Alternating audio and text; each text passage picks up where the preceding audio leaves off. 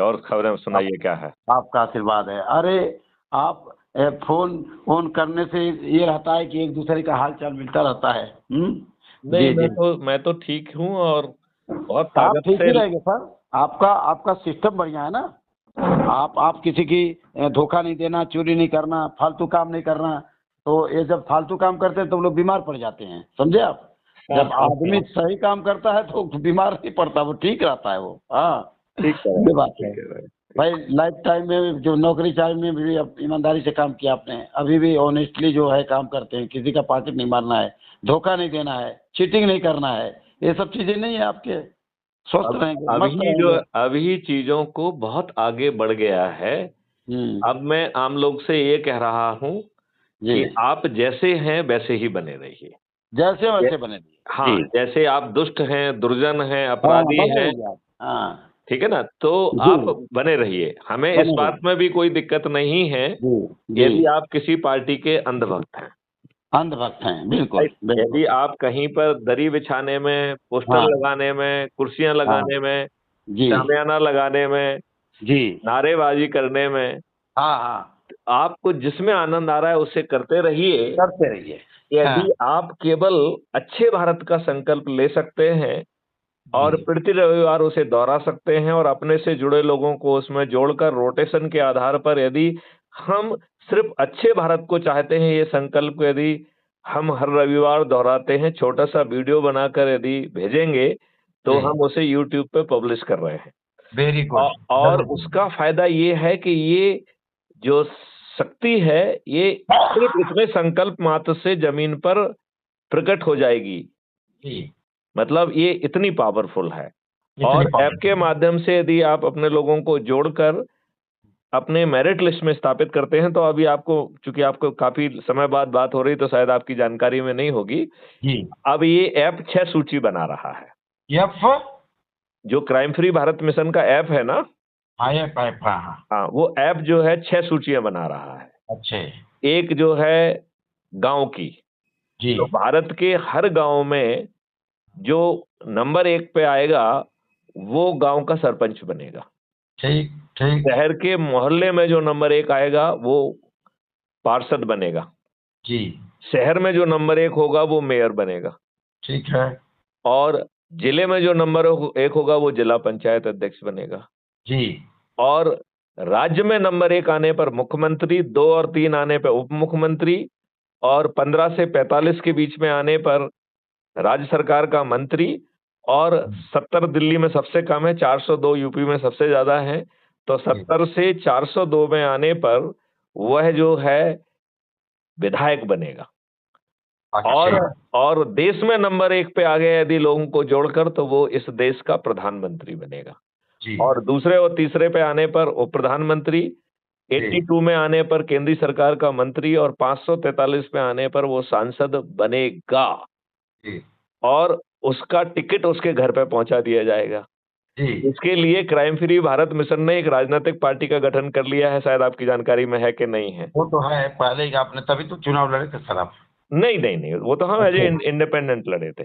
अच्छा अच्छा अच्छा अच्छा अच्छा। हाँ, वो तो सिर्फ दिखाने के लिए था। अच्छे। वो it was meant to get experience. Okay okay okay. मतलब जिससे आप जब बात करें तो अनुभव के साथ कह सके कि हम लड़े थे। और हाँ जनता अविवेकशील है, हाँ। उसे ये मालूम ही नहीं है कि उसे क्या करना चाहिए। क्या करना चाहिए। जी तो जी। वो सिर्फ इतना कहने के लिए। नहीं अच्छा, तो लोग आप बाग पार्टी कहते कि नहीं, पार्टी नहीं, बन नहीं गई। साहब, आप खड़े होते तो आपको ही जिता देते। तो वो सब मुगालता लोगों को बताने के लिए था वो। आप और पार्टी बन गई अपनी। हैं? पार्टी बन गई। पार्टी बन गई है। हाँ। अक्टूबर 2024 में उसका विधिवत पंजीयन हो चुका है। अच्छे। और ठीक। उसका नाम है श्रेष्ठ आत्मनिर्भर भारत पार्टी। श्रेष्ठ आत्मनिर्भर भारत पार्टी। भारत ये पार्टी। पार्टी कोई भी राजनीतिक काम नहीं करेगी। जी। तो बनी क्यों है? जी। ये सिर्फ इसलिए बनी है कि जो ऐप के द्वारा 6 मेरिट लिस्ट बन रही है, उनके घर पर चंद्रगुप्त का सर्टिफिकेट और टिकट पहुंचाएगी। जी। अब 1 मिनट के लिए मान लें कि आप जो है विधायक या सांसद, जो भी समझ लें, चलिए 1 मिनट के लिए आपको सांसद मान लेते हैं, राइट? जी। आप जी। अपने क्षेत्र के सांसद की मेरिट लिस्ट में आ गए, तो आपको चंद्रगुप्त का सर्टिफिकेट और टिकट आपके घर पहुंच जाएगा। अब इसमें बहुत एक समझने वाली बात है जो मैं आपके माध्यम से पब्लिक को कहना चाहता हूं, क्योंकि जी। आप एक माध्यम है यहाँ पे। हाँ जी, हाँ जी। मतलब इसमें आपकी जो भूमिका है, आपके हुँ, माध्यम से मैं पब्लिक तक वो बात पहुंचा रहा हूं। ठीक है। आ, अब 1 मिनट के लिए मान लें कि आप सांसद की मेरिट लिस्ट में आ गए, हाँ राइट? जी, तो हाँ जी, आपको जो है पार्टी का टिकट मिल जाएगा, आप अपना हाँ, नामांकन भर देंगे। जी, अब आपके ऊपर प्रतिबंध है कि आप किसी से भी ये नहीं कह सकते हैं कि मैं उम्मीदवार हूं, मुझे वोट दो। ये प्रतिबंध है जी, मेरी तरफ से। जी, तो आप कहेंगे कि अरे साहब, हम किसी से कहेंगे नहीं तो जीतेंगे कैसे? यही जी, कहेंगे कि नहीं कहेंगे? बिल्कुल। बिल्कुल। तो हम क्या कह रहे हैं कि जो हम अपने संकल्प से लेके लोगों को जोड़ने की जो चेन बना रहे हैं, जिससे ये 6 मेरिट लिस्ट बन रही है, जी, यदि हमने अपने संकल्प को पूरा किया, हुँ, तो हम 100 करोड़ बहुत ही आसानी से होंगे। वो हम एक बार फिर से, हम आपको पहले भी समझा चुके हैं, एक बार फिर से हुँ, भी दोहरा देंगे, लेकिन अभी हुँ, उस पे नहीं जाते हैं। अभी इस बात पे जाते हैं जी, कि इस प्रक्रिया में बहुत सारे गरीब लोग भी क्राइम फ्री भारत मिशन से जुड़ जाएँगे। जी, तो मैथिली शरण गुप्त आज की दुष्ट व्यवस्था में जो ये गरीब लोगों को खरीदने की प्रक्रिया है, हम उनको उस लाभ से भी वंचित नहीं रखना चाहते हैं। जी, तो मैथिली शरण गुप्त राष्ट्रीय अध्यक्ष अपने ही लोगों को, जो गरीब लोग हैं जिनके पास ये राजनेता पहुँचते हैं खरीदने के लिए, हाँ, उनको ये निर्देश दे रहे हैं कि ये राजनेता आएँ तो इनको भर-भर के लूटना। क्योंकि ये लूटना। जो चीज़ भी बाँट रहे हैं, ये अपने पिताजी की नहीं बाँट रहे हैं। जी, जी, जी, जब जब ये सब खत्म हो गया, तब जो है वो उनको जो है बताया जाएगा कि आपका चंद्रगुप्त ये है, इतने लोगों को जोड़ के ये नंबर 1 पे आया है, तो भैया जी, आपके सांसदीय क्षेत्र के चंद्रगुप्त जो है, हाँ, नरेंद्र सिंह जी हैं, जी, राइट? जी, जी, जी, जी, अब आप जो उस क्षेत्र के लोग हैं, वो तख्तियाँ लेके निकलेंगे कि नरेंद्र सिंह मेरे चंद्रगुप्त हैं, हुँ, उनका ईवीएम मशीन में वोटिंग क्रमांक पे ये नंबर है, ये हुँ, उनका चुनाव चिन्ह है और हुँ, मैं संकल्प के साथ विजयी, मतलब उनको जो है ना बटन दबाकर विजयी बनाऊँगा। हुँ, मतलब वो जब तक राजनेताओं को लूट चुके हैं, उनको करोड़ों हुँ, का चूना लग चुका है, जी, राइट? जी, जी, अब जी, जी, इसके अब इसके बाद जो है ना वो ये संकल्प यात्रा निकाल रहे हैं और हाँ, जाके जो है ना आपको वोट देंगे। अच्छा, हाँ, यदि आपने ऐप को यदि नहीं किया है तो ऐप को आप दोबारा डाउनलोड करके जी, उसके उसमें जाइए आप, अच्छा, अबाउट द कम्युनिटी। तो उसमें ये भी बताया है कि ईवीएम मशीएम किसी में भी ये गड़बड़ी नहीं कर पाएँगे, उसमें सब उपाय लिखे हुए हैं। अच्छा, हाँ, तो अब आप ये बताओ नरेंद्र सिंह जी, हाँ, आपको जीतने के लिए किसी के दरवाजे पर वोट माँगने जाना होगा क्या? बिल्कुल नहीं। आप हम ये तो कह बताओ ही नहीं रहे इस किसी को कि कोई हमको वोट दे। क्या हुआ? हम तो बोल ही नहीं रहे कि हमको वोट दो। आप तो यही नहीं कह रहे हो कि मैं उम्मीदवार हूँ। जी, वोट देने की तो बात सेकंड स्टेज पे हाँ, आएगी। आप तो उसके किसी को बाद ये भी नहीं कह रहे हो कि भैया नरेंद्र सिंह मैं तो उम्मीदवार हूँ।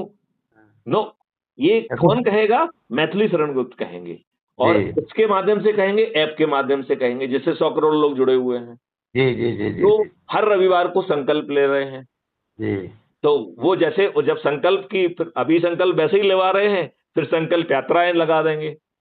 तो जी, जैसे आपने देखा होगा जेएनयू की संकल्प और वो निकलती देखते ना आप? तो ऐसे जी, ही जो है अपराध मुक्त भारत मिशन की भी संकल्प यात्राएँ निकलने लगेंगी जगह-जगह पे। जी, तो उसकी जो एनर्जी होगी, हुँ, उस एनर्जी से आपको नहीं लगता है कि सभी राजनीतिक पार्टियों के सभी राजनेता पराजित हो जाएँगे? बिल्कुल हो जाएँगे, और बिल्कुल हो जाएँगे। हमने आपको शायद डॉक्यूमेंट अभी शेयर किए कि नहीं, कि शायद ना किए होंगे। मैं जी, आपको पूरी अब मॉडल्स हमने उनको डॉक्यूमेंट कर दिया है। अच्छा, वो कि कैसे जो है ना आपको अद्भुत भारत मिलेगा। डॉक्यूमेंट भारत सेंड में सब करिएगा मेरे पर्सनल पे, हैं? पर्सनल पे डॉक्यूमेंट सेंड करिएगा। हाँ, कर दूँगा। जी, तो अब आप ये समझिए हुँ, कि आपको जो है ना 5 मौलिक अधिकार मिलने वाले हैं। जी, मतलब रोज़गार का मौलिक अधिकार नहीं मिल रहा है, आपको आपके पोटेंशियल का मौलिक अधिकार मिल रहा है। जी, ये पोटेंशियल तो क्या किसी ने आपका पोटेंशियल आज तक जानने की कोशिश की? आपके माँ-बाप ने, समाज ने, देश ने, किसी ना, ने भी जानने की कोशिश की क्या? नहीं, नहीं, नहीं नहीं। की है। तो पहली बार मैथिली शरण गुप्त कह रहे हैं कि आपके पोटेंशियल को नापा जाएगा और जी, जो इसको नापने के लिए मॉडल्स होंगे, उन सबको भी इमीडिएट भुगतान मिलेगा, तो कोई मुफ्त सेवा नहीं कर रहा है जी, और जी, जी, भारत सरकार से एक पैसा नहीं लिया जा रहा है, जी, जी, फ्री भी है नहीं जी, और एक गरीब आदमी को वो मौलिक अधिकार कैसे मिलेगा फिर? जी, नहीं, आपका क्या सोच है कैसे मिलेगा? तो इसको ज़मीन पर उतारने के लिए हर व्यक्ति को एक शैडो अकाउंट दे दिया गया है जिसका हमने नाम दिया है कल वृक्ष अकाउंट। ये कल वृक्ष अकाउंट में 3 स्रोत से पैसा आ रहा है और वैसे देखा जाए तो उसे स्थायी पैसे की जरूरत ही नहीं है, क्योंकि वो आपको टेम्परेरी पैसा दे रहा है, फिर आपको वो सशक्त बना दे रहा है, आपको शिक्षित कर दे रहा है, आपको राष्ट्रीय संपदा के निर्माण में लगा दे रहा है, और जैसे ही उससे रेवेन्यू का फ्लो होगा तो वो कल वृक्ष अकाउंट का वापस हो जाएगा। मतलब कल वृक्ष अकाउंट आपको जो कुछ भी दे रहा है वो अस्थायी तौर पे दे रहा है और इमीडिएटली उसका वापस हो रहा है और बहुत कम समय में वापस होने लग जाएगा वो। जी राइट। तो इस तरीके से जो व्यक्ति आपका पहले पोटेंशियल नापेगा, अब वो पोटेंशियल की यात्रा आपको एक दिन में पूरी नहीं होगी। ऐसा नहीं होगा कि आपको एक साथ सब कुछ पढ़ा दिया जाए, नो। आपको जो है आपके पोटेंशियल को आपके पाथवे बनाकर उसको छोटे-छोटे टुकड़ों में बांटा जाएगा, जिसे हम माइलस्टोन कहेंगे। जी। और उन माइलस्टोन के लिए पहले हम कहते थे कि शिक्षा देंगे, हुनर देंगे और टेक्नोलॉजिकल एनेबलिंग करेंगे, लेकिन अब हमने उसमें एक और एलिमेंट जोड़ दिया है, संस्कार। क्योंकि मेरा ये मानना है कि माँ-बाप संस्कार दे नहीं पा रहे हैं, समाज संस्कार दे नहीं पा रहा है, तो अब हमने संस्कार विहीन बच्चे पैदा कर दिए हैं। जी, तो शिक्षा के पहले हमें संस्कार, फिर शिक्षा, फिर हुनर और टेक्नोलॉजी। क्योंकि हम टेक्नोलॉजी का एरा में हैं, तो टेक्नोलॉजी पे बहुत जोर है। जी। अब 6 महीने तक एक बार हमने उसको ये सब दे दिया, फिर 6 महीने तक उसको बहुत अभ्यास कराया जाएगा। तो इस प्रक्रिया में यदि मान लो वो इतना भूखा है तो उसको मौलिक अधिकार के तहत भोजन सब मिलेगा और उसके ही अकाउंट से सबका भुगतान हो रहा है और अकाउंट में पैसा है नहीं तो कल वृक्ष अकाउंट से आ रहा है। बिल्कुल, राइट, समझ रहे? तो अब उसको पैसे की प्रॉब्लम नहीं हो रही, उसके अकाउंट में हो चाहे ना हो, वो पीछे से आ रहा है और कल वृक्ष अकाउंट का पैसा कोई अनुमोदित नहीं कर रहा है, वो ऑटोमेटिक फ्लो होगा। जी। मतलब आपको ना आवेदन लगाना है, ना किसी से अनुमोदन लेना है, वहां कोई बैकएंड पे बैठा कोई बटन दबा के अनुमोदित नहीं कर रहा है। जी। बिना अनुमोदन के लिए आपको पैसा मिल रहा है। तो जो आपको संस्कार सिखाएगा, जो आपको शिक्षा देगा, जो आपको हुनर स्किल सेट देगा और जो आपकी टेक्नोलॉजिकल एनेबलिंग कराएगा और फिर 6 महीने तक आपको सतत अभ्यास कराएगा, उन सबको रियल टाइम भुगतान हो रहा है। जी। और आपके ही अकाउंट से हो रहा है और आपके अकाउंट में नहीं है तो कल वृक्ष अकाउंट से आ जा रहा है। जी।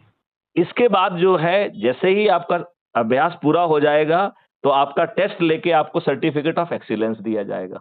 जी जी जी। अब उस सर्टिफिकेट को लेके आप बाजार में नहीं घूम रहे हो कि भैया मेरे पास सर्टिफिकेट ऑफ एक्सीलेंस है, भैया मुझे कोई जॉब दे दे, ये नहीं है। जी। आपको ढेर सारी संपदाएं, राष्ट्रीय संपदाएं, जैसे अभी जो हुनर है, ये सबकी जो इंस्टीट्यूट होंगे इनको राष्ट्रीय संपदा कहा जाएगा।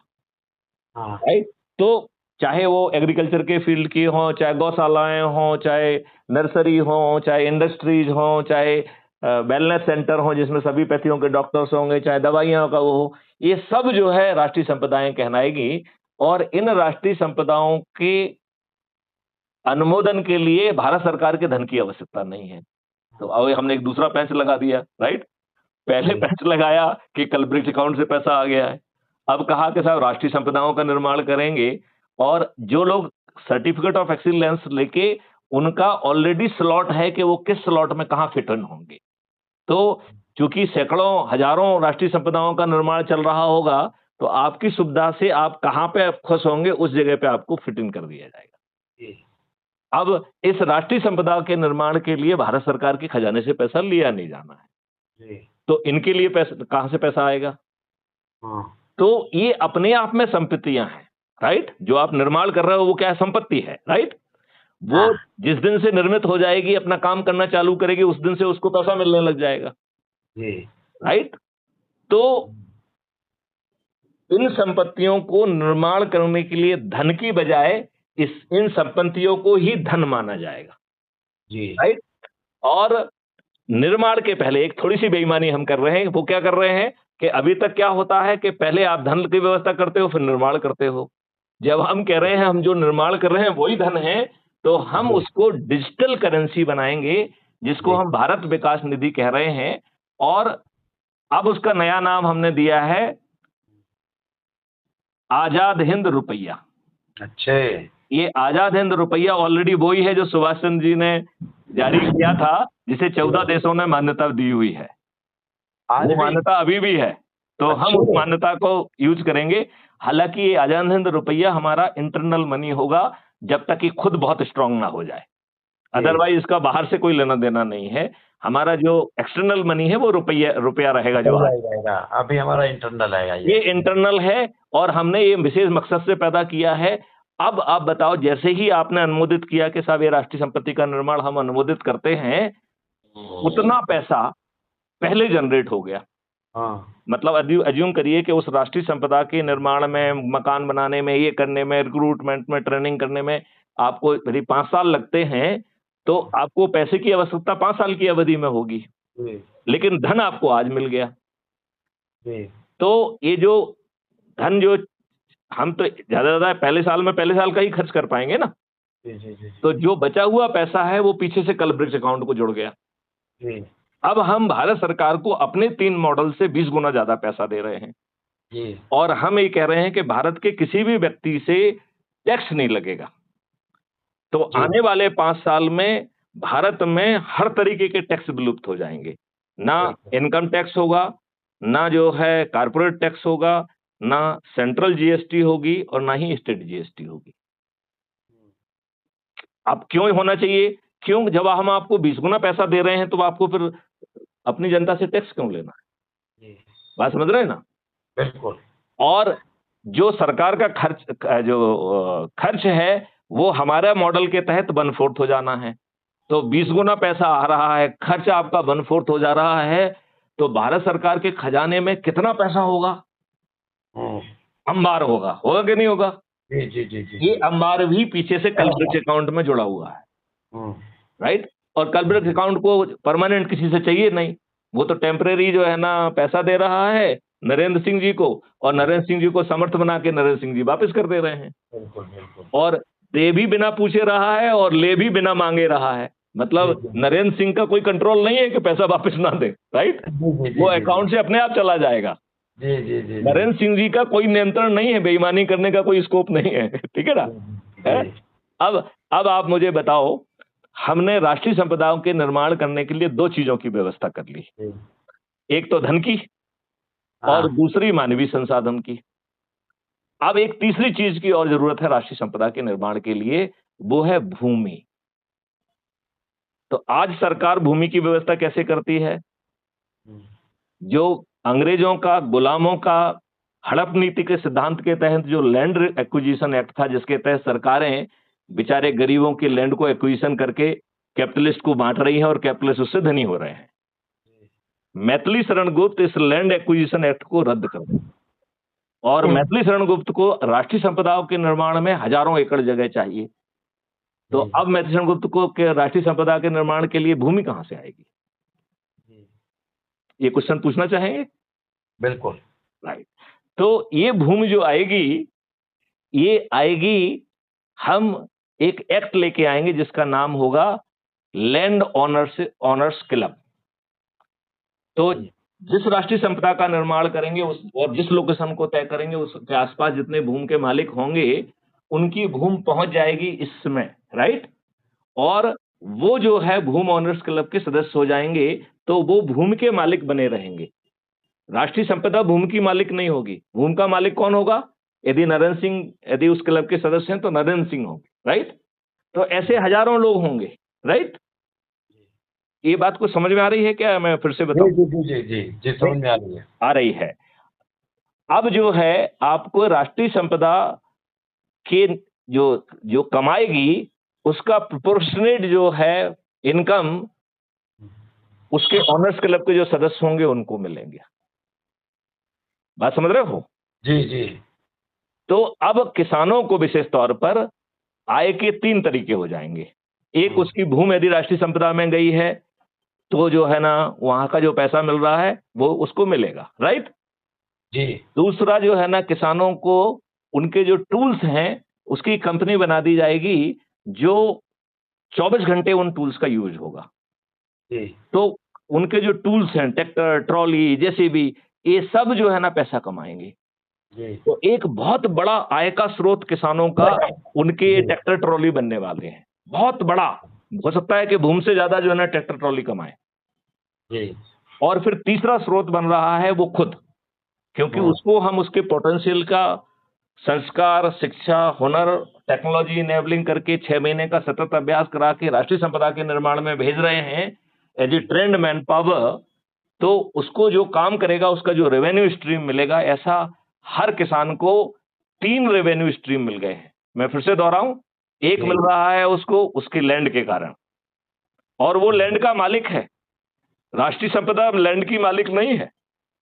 और ये हम जानबूझ के कर रहे हैं जिससे जो फीलिंग ऑफ डिप्रिवेशन ना हो। दूसरे लोग जो आजकल क्या होता है, कैपिटलिस्ट लोगों को ट्रांसफर हो जाता है, फैक्ट्री के नाम पे लेते हैं, उसको हाउसिंग में कन्वर्ट कर देते हैं, करोड़ों रुपए में उसको बेचते हैं। बेचारे जो है ना, गरीब किसानों को जो थोड़ा बहुत पैसा मिलता है, बेचारे समझदार नहीं होते, उसे दारू वारू में उड़ा देते हैं। दौड़ी उड़ा लेंगे, एसयूवी खरीद लेंगे, ये कर लेंगे, वो कर लेंगे, फक्कड़ बन गए, दारू पी ली, बात खत्म हो गई। आज यही हो रहा है कि नहीं हो रहा है? बिल्कुल यही हो रहा है, नोएडा में तो यही हो रहा है। हाँ, नोएडा, हरियाणा, यहाँ जहाँ पे बड़े बड़े किसान थे वो सब दारू में अपनी संपत्ति, एक आध दो जो समझदार थे उन्होंने ठीक बन गए वो, लेकिन अधिकांश लोगों के बुरे हाल हैं, है कि नहीं है? बिल्कुल बिल्कुल खत्म कर तो दिया। इसमें हम सामने वाले को लैंड ऑनर से जो है ना डिप्राइव नहीं कर रहे हैं। अच्छा, इससे आपको एक दूसरा भी फायदा है कि जैसे यूं करिए कि आप 4 भाई हो गए, तो आपका जो शेयर बनेगा वो 4 में बट जाएगा। बात समझ रहे हैं ना? और लैंड ऑनरशिप क्लब को का जो सदस्य है वो किसी के उकसाए पर मना करने की उसको शक्ति नहीं होगी, क्योंकि उसका कारण नहीं बन रहा है। मालिक जब वही है और उसे उल्टा जो है ना पैसा मिल रहा है, तो फिर किसी दुष्ट के कहने पर आप मना नहीं कर सकते। बिल्कुल। लैंड जो इसका क्लब, ऑनर्स क्लब का जो एक्ट बनेगा, उसमें ये सब प्रावधान बड़े विस्तार से उल्लेखित होंगे। आप समझ रहे हैं ना? जी। अब फिर से आते हैं, अब आप मुझे बताइए, आपको हमने बिना किसी कॉम्पिटिटिव एग्जामिनेशन का आपको पोटेंशियल का इलाज दे दिया, मौलिक अधिकार दे दिया, राइट? फिर हमने आपको क्या किया? आपको शिक्षा दे दी, आपको मालूम ही नहीं पड़ा। लॉर्ड मैकाले की शिक्षा नहीं दे रहे हैं हम, क्या शिक्षा दे रहे हैं? जो आपके पोटेंशियल को रियलाइज करने वाली है। तो 2 गेम हो गए, ना तो आपको कॉम्पिटिटिव एग्जामिनेशन देना है, बिना कॉम्पिटिटिव एग्जामिनेशन के आपको जो है ना संस्कार, शिक्षा, स्किल सेट और टेक्निकल एनेबलिंग और उसका अभ्यास, ये सब चीजें मिल रही हैं, और तब भी मिल रही हैं जबकि आपके खाते में पैसा नहीं है वो, लेकिन सबका भुगतान रियल टाइम बेसिस में हो रहा है। लिहाजा जो आपके लिए कंट्रीब्यूट कर रहा है उसको कहीं वेट नहीं करना पड़ रहा है, वो सरकार से पैसा नहीं मिल रहा है, उसे आपके ही अकाउंट से पैसा मिल रहा है, और आपके अकाउंट में पैसा फ्लो हो रहा है कल ब्रिक्स अकाउंट से, और जब आप कमाएंगे तो वो वापस हो जाएगा।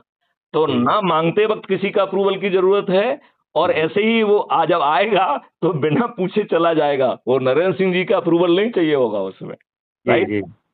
अब ये 2 अधिकार हो गए। तीसरा अधिकार जो है भोजन का है।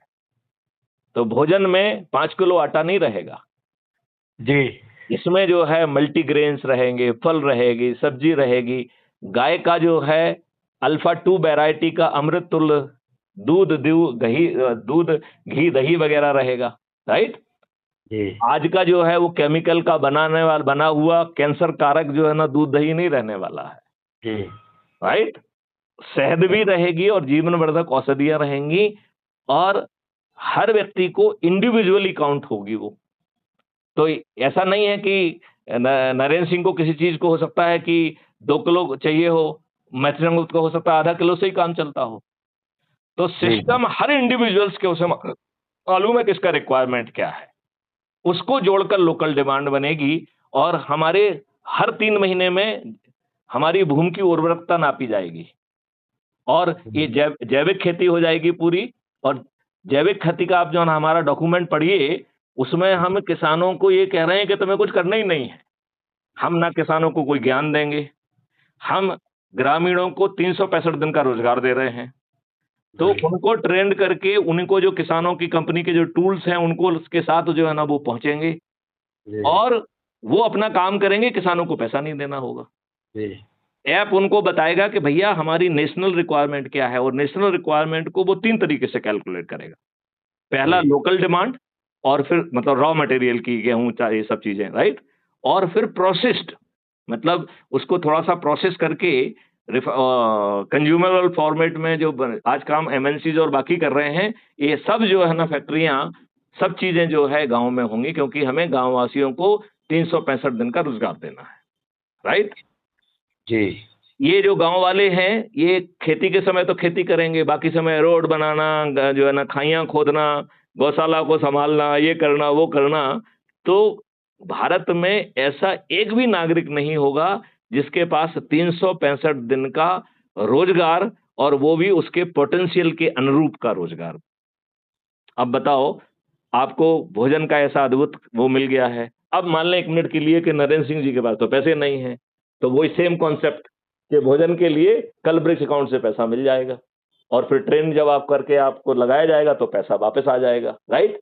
तो आपके भोजन के मौलिक अधिकार में कोई दिक्कत है आपको? नहीं। नहीं है। अब आते हैं अपन स्वास्थ्य के मौलिक अधिकार पे।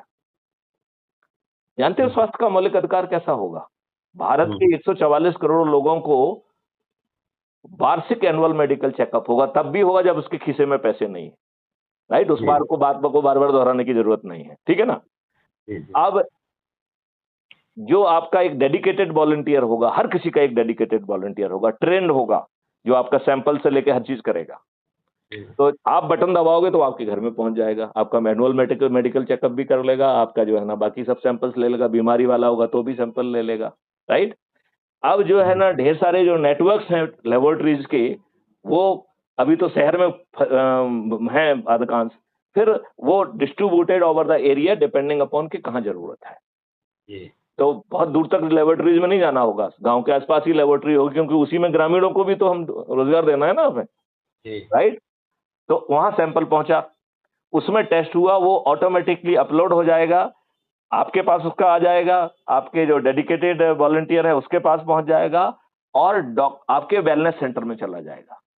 इस वेलनेस सेंटर में सभी पैथियों के डॉक्टर बैठेंगे, तो उनके पास जब आपकी रिपोर्ट पहुंचेगी तो उन्हें मालूम है कि नरेंद्र सिंह जी की बीमारी क्या है, कि बीमारी का स्टेटस क्या है, ये डॉक्टर्स को मालूम पड़ गया। अब सभी पैथियों के डॉक्टर अपने बीच में मीटिंग कर रहे हैं कि भैया नरेंद्र सिंह जी का बीमारी का स्टेटस स्टेज ये है, अब बताओ किसको प्राइमरी काम करना होगा, किसको सेकेंडरी, किसको टर्सरी। तो सभी पैथियां आपकी बीमारी के स्टेज के हिसाब से अपनी वो उपयोगिता उनकी होगी, राइट? जैसे मान लो 3rd स्टेज और 4th स्टेज का कैंसर है तो एलोपैथी को आगे आना पड़ेगा, बैक एंड पे जो है ना आपकी आयुर्वेदा, नेचुरोपैथी, ये सब चीजें चलेंगी, ठीक है ना?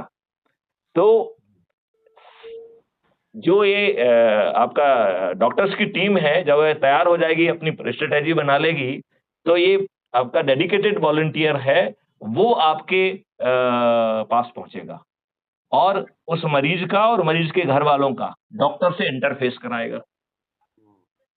डॉक्टर्स बताएंगे कि भाई ये आपकी स्टेज है और हम लोगों ने ये हम करेंगे, प्राइमरी ये करेगा, सेकेंडरी ये करेगा, टर्सरी ये करेगा, सभी पैथियां काम करेंगी एक साथ आपके लिए। आपकी जो दवाइयां हैं आपके पास पहुंच जाएंगी, वो जो वॉलंटियर है he is train to explain you. यदि जरूरत होगी, आप स्थिति में नहीं है, तो वो आपको रोज जो है ना दवाइयों को खिलाने पिलाने के लिए भी पहुंचेगा। He is a dedicated volunteer at your service, right?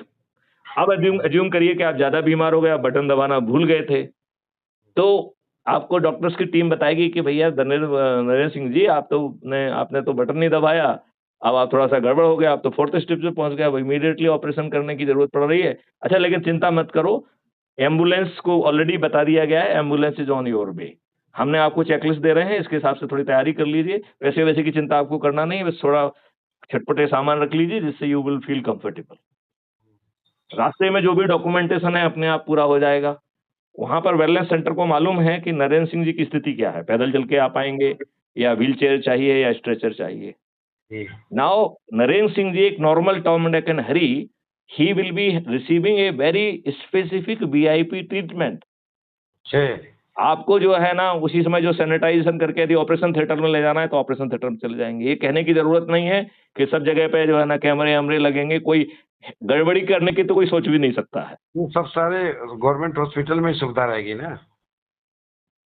ये अब इनको गवर्नमेंट और प्राइवेट नहीं कहेंगे, इन सबको राष्ट्रीय संप्रदाय करेंगे, और ये तो हजारों लाखों की जो ना राष्ट्रीय संप्रदाय निर्माण होंगी। इन बैलेंस सेंटर को प्राइवेट और वो नहीं कहेंगे, सरकार का तो कुछ लग ही नहीं रहा है उसमें, तो गवर्नमेंट का और प्राइवेट का क्या है उसमें? जमीन के मालिक जो है ना लैंड ओनर्स क्लब के लोग हैं, बाकी लोग जो है ना वहां पर उनके पोटेंशियल के हिसाब से वेल ट्रेन करके उन्हें लगाया गया है। तो ये एंटिटी होगी, it will work as a entity और एक राष्ट्रीय संपदा के रूप में काम करेगी। तो हम अब प्राइवेट और सरकारी इस तरीके के मतभेद को भूल जाएंगे। हमारे लिए जो सेवा के लिए चीज बनी हुई है, जो 5 मौलिक अधिकारों के लिए चीज बनी हुई है, वो राष्ट्रीय संपदा है। और ये चूंकि भारत सरकार का तो एक पैसा ही नहीं लग रहा है, तो उसे शासकीय कहने की कोई जरूरत है नहीं। बिल्कुल, बात समझ रहे हैं ना? जब सरकार की पैनी नहीं लग रही तो शासकीय क्यों कहेंगे उसे? बिल्कुल, उसको राष्ट्रीय संपत्ति कहेंगे, जी, राइट? तो बिल्कुल। अब आपको जो है ना ऐसा हेल्थ का मिल गया है। अब नेक्स्ट जो मौलिक अधिकार है समृद्धि और खुशहाली का। तो जितना पैसा कलवृक्ष का जो है ना पटने के बाद आपकी समृद्धि शुरू हो जाना है। होना है कि नहीं होना है? बिल्कुल, राइट। और फिर खुशहाली के लिए फिर से बहुत सारी राष्ट्रीय संपदाएं क्रिएट की जाएंगी, जो आपके हर उम्र के, हर व्यक्ति के, हर रेस के, हर लैंग्वेज के व्यक्ति के हिसाब से उन्हें प्लान किया जाएगा और उन्हें भी राष्ट्रीय संपदा कहा जाएगा। तो उनके निर्माण में भी भारत सरकार के खजाने का कुछ नहीं लगना है। तो आप बताओ, हमने एक चक्री चला दी बिना भारत सरकार के एक पैसे का यूज किए, चला दी कि नहीं चला दी? बिल्कुल चला दिया। जमीन पे उतरना बाकी है बस इसे। तो इसको जमीन पे उतरने के लिए सबसे बड़ी बाधा है आज के राजनेता। हाँ, तो हमने जो है ना आपको विकेंद्रीकृत जो है ना व्यवस्था दे दी कि भैया संकल्प ले लो, 100 करोड़ लोग जुड़ जाओ, तो आपके सरपंच से लेके प्रधानमंत्री आपका होने वाला है, राइट?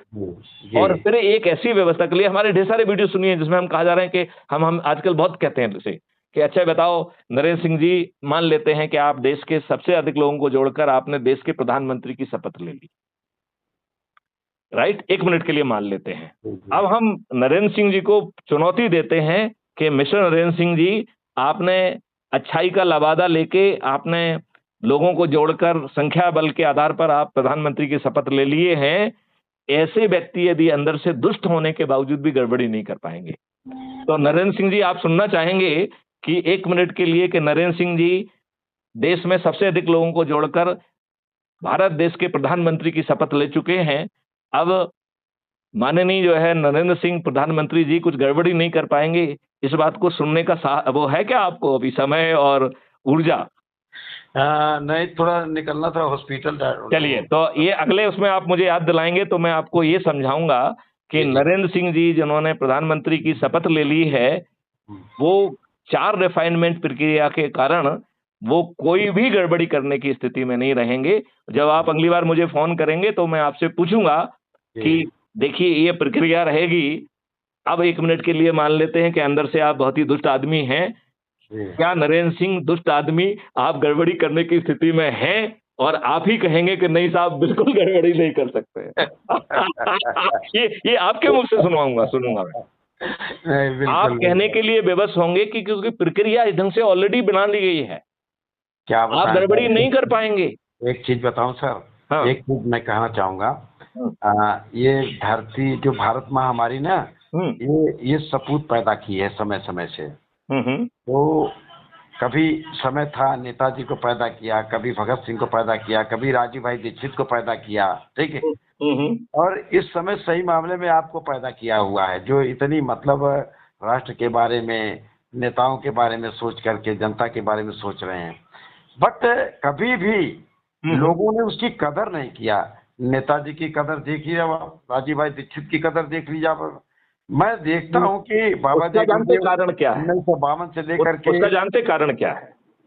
उसका कारण है कि एंड टू एंड सॉल्यूशन किसी ने डिजाइन नहीं किया। शायद ईश्वर की प्रेरणा से मैं end to end solution including राजनीतिक पार्टी, इंक्लूडिंग आपको जिताने के लिए, आपके मुंह के अंदर डालने के लिए सॉल्यूशन नहीं सर, बनाया तो था राजीव भाई दीक्षित ने, उसे अनाउंसमेंट भी कर दिया जैसे आप कर रहे हो। नहीं, उन्होंने वो टेक्नोलॉजी मॉडल, उसकी जो लिस्ट बनना और उसके मेरिट के आधार पर वो सरपंच भी वही बन जाएंगे, ये सब इतना डिटेलिंग नहीं था उसमें। डिटेलिंग नहीं था, लेकिन एक प्रोग्रामिंग थी उसकी, जैसे भी था। लेकिन उसकी एक ही प्रोग्रामिंग थी, देखो एक ही प्रोग्रामिंग थी कि हमें स्वावलंबी बनना है, हमें स्वाधीन बनना है, हमें जो है एलोपैथी से बचना है, हमें लॉर्ड मैकाले की शिक्षा से बचना है और अपने देश को समृद्ध बनाना है। तो ये लक्ष्य था। लेकिन उस लक्ष्य को कैसे हासिल करेंगे? अगर ये सारी प्रोग्रामिंग आपकी रहती भी तो भी तो हत्या करवा दिया गया उसकी बेचारे की। सोचिए जरा आप, उन्हीं लोगों ने करवा दिया।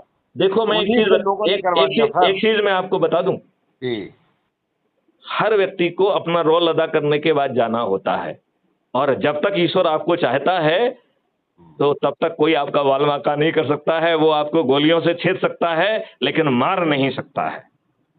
आप गोलियों से छिन जाने के बावजूद भी जिंदा रहेंगे यदि ईश्वर आपको चाहेगा तो, और नहीं तो वैसे भी जो है ना ठोकर खा के मर जाओगे अपने घर के सामने, उसकी कौन सी बड़ी बात है। भारतवर्ष की विडंबना ही तो रही कि दो दल के लोग थे देश में आजादी के समय। एक नेताजी का ग्रुप था, एक पंडित जी का ग्रुप था। पंडित जी का ग्रुप सक्रिय हो जाता है, नेताजी का ग्रुप वहीं खत्म हो जाता है। और नहीं, नेताजी के साथ जो है, नहीं, नेताजी के साथ जो है नेहरू ने विश्वासघात किया है। नेहरू ने दुष्टतापूर्वक सुभाष चंद्र बोस को जिंदा पकड़ के अंग्रेजों को सौंप दिया था, ये किसी को नहीं मालूम है। और वो फिर से जो है ना अंग्रेजों के चाल से जो है ना भाग लिए थे, और वो फिर गुमनामी बाबा और क्या क्या रहना उनको बेचारों को पड़ा। लेकिन ये इस जवाहरलाल नेहरू की दुष्टता थी जो बिल्कुल भी जनतांत्रिक नहीं था। वही तो दुष्टता का फल आज 79 ईयर्स से जनता भोग रही है। हाँ हाँ, उसी भ्रष्ट व्यवस्था पे हाँ भोग रही है। अब ये जनता की कमी कहो कि नेहरू की कमी कहो, भाई जनता की क्या कमी बेचारे की, जो दोगे वो खाएगी। तो अब जो है यदि मान लो हम आपको इतना एंड टू एंड सॉल्यूशन दे रहे हैं, और यदि आप अपने लोगों को जोड़कर उनसे संकल्प नहीं करा रहे हैं, उनका वीडियो नहीं बना रहे हैं, तो इसके लिए दोषी कौन होगा? नरेंद्र सिंह जी आप होंगे। बिल्कुल, भारत का हर व्यक्ति दोषी है, मैं वही कह रहा हूं। तो अब जब ये बात पहुंचेगी, देखो आपको नरेंद्र सिंह मालूम नहीं, इस समय में जो है हजारों ग्रुपों ने मुझे जोड़ लिया है अपने ग्रुप में जी। लगभग मेरी फीड चाहे सामने वाला पढ़ रहा हो चाहे ना पढ़ रहा हो, क्लोज टू 1 करोड़ लोगों तक मेरी बात पहुंच रही है विभिन्न ऐप्स, विभिन्न साधनों से जी। चाहे वो उसे पढ़ ना रहे हो, लेकिन एक तो सोच रहे हैं ना कि कोई रिटायर्ड डीजी है जो इतनी सख्ती से लगा हुआ है, इतना इंप्रेशन तो क्रिएट हो रहा है ना। बिल्कुल। यदि वो उसको वीडियो को नहीं सुन रहा है, मैसेज को नहीं पढ़ रहा है, कहीं ना कहीं तो कभी ना कभी तो आदमी जागेगा कि नहीं भाई सुन लेते हैं क्या क्या रहे हैं मैथिली शरण गुप्त जी। जी जी जी।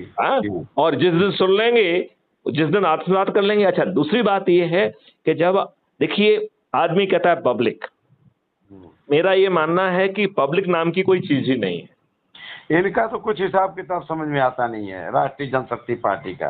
अरे सब पार्टियां देखिए, आप पार्टी तंत्र देखिए, ये जो यदि आप मैथिली शरण का अच्छे भारत का संकल्प यात्रा का चालू कर देंगे तो सभी राजनीतिक पार्टियां विलुप्त हो जाएंगी। सभी राजनीतिक पार्टियां, ना कांग्रेस ना भाजपा, एक आदमी उम्मीदवार नहीं जीतेगा।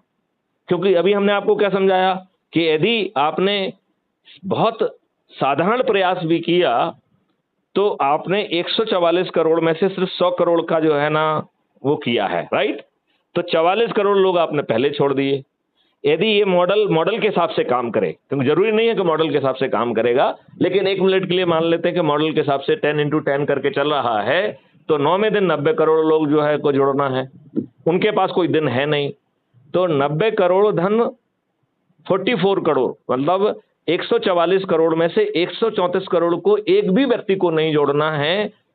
8वें दिन जो 9 करोड़ लोग जुड़ रहे हैं उनको 10 को जोड़ना है, और इन 9 करोड़ लोगों को 10 को जोड़ने के एवज में एक महापरिवर्तित भारत मिल रहा है, जिसकी प्रशासनिक व्यवस्था बदल रही है, पुलिस व्यवस्था बदल रही है, 5 मौलिक अधिकार मिल रहे हैं, जैविक संसार मिल रहा है, पानी 9 फीट पे आ जा रहा है, पेड़ों की संख्या 3 गुना हो जा रही है, गायों की संख्या 10 गुना हो रही है, और चारों तरफ जो हार्मफुल केमिकल हैं वो विलुप्त हो जा रहे हैं। आपका जल स्वच्छ हो जा रहा है, फिर से जो है ना आपकी मिट्टी सौंधी हो जा रही है 18 तरीके के जीवाणुओं के साथ।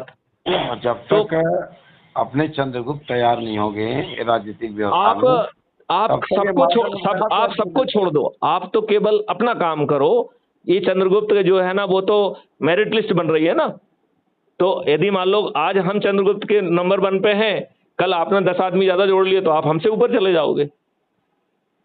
तो चंद्रगुप्त तो इससे पैदा होंगे, इवॉल्व होंगे, हमें किसी को चंद्रगुप्त नहीं बनाना है। चंद्रगुप्त खुद बनेंगे और हर स्तर के चंद्रगुप्त बनेंगे। गांव स्तर के चंद्रगुप्त, मोहल्ले स्तर के चंद्रगुप्त, शहर स्तर के चंद्रगुप्त, जिला स्तर के चंद्रगुप्त, प्रांत स्तर के चंद्रगुप्त और देश स्तर के चंद्रगुप्त। और इसको हमने नाम दिया है विकेंद्रीकृत व्यवस्था। अब मैं वो डॉक्यूमेंट आपको भेजूंगा जो मैंने इस दौरान, जब से आपसे हमारी बातचीत नहीं हुई है, ये इतने सारे हमने डॉक्यूमेंट पैदा कर दिए हैं। Now it is documented. अच्छा। हाँ, तो वहाँ डॉक्यूमेंट भी कर दिया, यहाँ टेक्नोलॉजी भी कर दिया, यहाँ क्राइम फ्री भारत के कार्यालय का पर्सनल पे भेजिएगा, ग्रुप में मत भेजिएगा, पर्सनल पे। हाँ भेज दूंगा, डोंट वरी। पर्सनल पे रहेगा, थोड़ा उसको हम इंटरेस्ट के साथ, क्योंकि ग्रुप आप उसमें एक काम करिए, किसी को कह के जो है ना उसके प्रिंट आउट निकाल लीजिए, तो आपको मोबाइल पे नहीं पढ़ना पड़ेगा, उसके कागज पे पढ़िए, लिखिए, करिए, नोट बनाइए, उसमें कमियां निकालिए, अपने सुझाव लिखिए जी, वो ज्यादा ठीक रहेगा ना। ठीक सर। कई बार जो है ना मोबाइल पे पढ़ने में थोड़ा आंखों को भी स्ट्रेन पड़ता है। जी जी जी। तो उसको करने की बजाय वो 2-2, 3-3 पेज के डॉक्यूमेंट हैं, उनको छोटा छोटा डॉक्यूमेंट बनाया गया है जिससे पढ़ने का धैर्य बना रहे, ठीक है ना। और अपने रुचि के हिसाब से कौन सा डॉक्यूमेंट आप पहले पढ़ना चाहते हैं, क्योंकि सब में टाइटल लिखा हुआ है जी, तो उस हिसाब से अपने रुचि के हिसाब से पढ़ लीजिए आप जी। और उसका यदि आप प्रिंट आउट निकाल लेंगे, 2-4 ज्यादा प्रिंट आउट निकाल लेंगे, तो आपको यदि कोई लगता है कोई उचित व्यक्ति है तो उसे आप कॉपी भी दे सकते हैं। ठीक सर। चलिए, जय हिंद, जय भारत, वंदे मातरम, जय गुरुदेव।